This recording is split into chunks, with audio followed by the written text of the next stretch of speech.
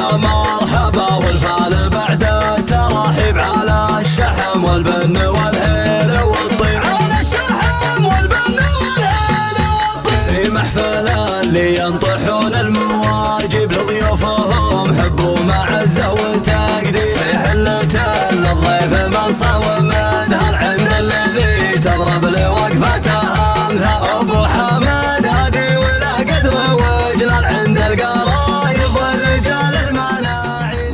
يا مرحبا والفال بعد التراحيب